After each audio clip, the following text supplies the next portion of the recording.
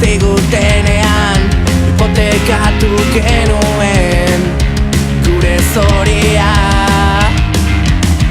Atzan horpakin jale saiatu ginen ametxei galbidea